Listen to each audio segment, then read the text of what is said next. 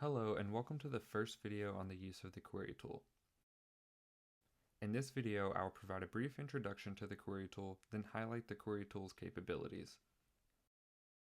For detailed instruction on how to filter and refine data with the query tool, please see the follow-up videos that go into more depth and provide demonstrations. The query tool is used for querying, reporting, and exporting data. Researchers have access to see their own data and those datasets that have been shared within their instance's users.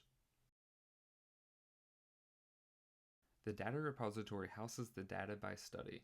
You can view details of each study that has submitted or will submit to your BRICS instance. If the data is shared or you have access to the data, you can download the data from each study exactly as it was uploaded.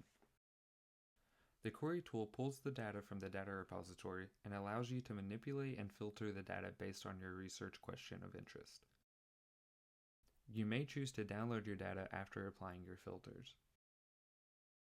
The query tool capabilities include the following: query data that belongs to a specific study, query data that belongs to a specific form, filter data within forms by data element, join form data, view the query results in the browser, refine data using the advanced Boolean search, and download query results.